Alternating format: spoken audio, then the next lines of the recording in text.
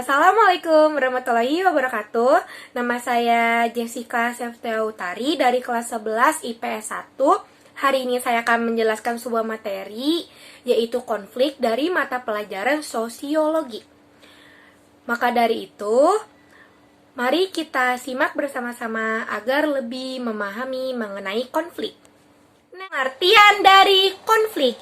Jadi teman-teman, konflik itu adalah proses sosial yang dilakukan dua orang atau sebuah kelompok yang bertujuan untuk menjatuhkan pihak lawannya. Selanjutnya ada kekerasan. Apa itu kekerasan? Jadi, kekerasan ini konflik yang tidak bisa ditangani.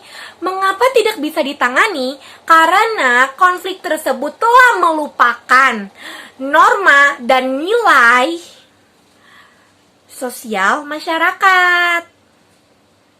Maka, dari konflik tersebut telah diakibatkannya sebuah kerusakan atau destruktif. Selanjutnya, mari akan saya permudah untuk mengingatnya. Konflik adalah faktor dari penyebab kekerasan. Kekerasan merupakan akibat dari konflik. Tetapi perlu diingat teman-teman, konflik tidak selalu terjadi karena kekerasan. Tetapi kekerasan pasti selalu diakibatkan oleh konflik. Seperti itu. Selanjutnya, mari kita bahas tentang jenis-jenis konflik. Jenis-jenis konflik menurut Sujarno Sukanto. Yang pertama, konflik individual. Konflik individual contohnya seperti dua siswa yang bertentangan di sekolah.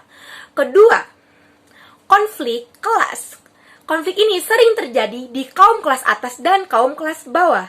Contohnya seperti para buruh yang menuntut atasannya untuk meningkatkan gaji mereka. Ketiga, konflik rasial. Biasanya konflik ini terjadi karena perbedaan kepentingan dan budaya. Keempat, konflik politik. Konflik politik contohnya seperti apa yang kita lihat, yaitu pilkada. Kelima, konflik internasional. Konflik internasional ini terjadi karena adanya perbedaan kepentingan tetapi dipengaruhi oleh kedaulatan negara. Selanjutnya, jenis-jenis kekerasan. Ada dua jenis. Yang pertama, kekerasan secara langsung. Seperti yang kita lihat, kekerasan secara langsung yaitu contohnya penganiayaan. Kedua, kekerasan secara tak langsung. Contohnya seperti bullying. Seperti itu. Selanjutnya, kita akan bahas penyebab dari konflik. Next, penyebab dari konflik. Yang pertama, perbedaan individual. Kedua, perbedaan budaya.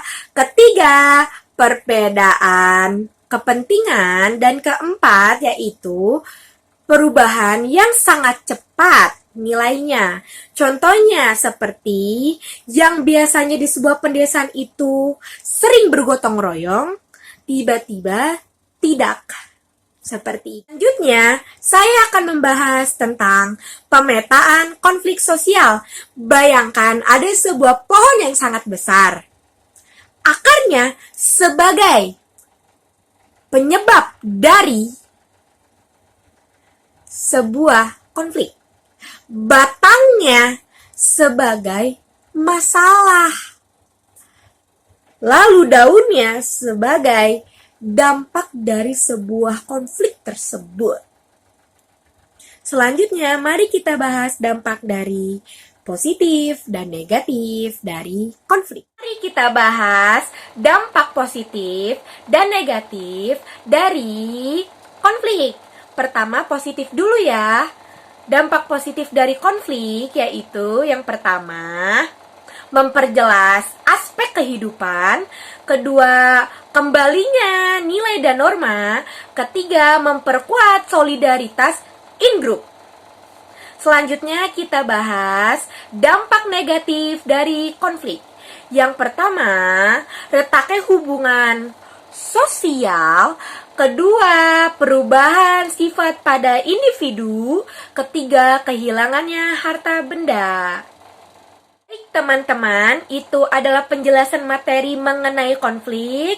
Mohon maaf kurang lebihnya, dan jika ada perkataan yang salah saya sebutkan, mohon maaf. Semoga ilmunya bermanfaat bagi kalian semua. Terima kasih atas perhatiannya. Assalamualaikum warahmatullahi wabarakatuh.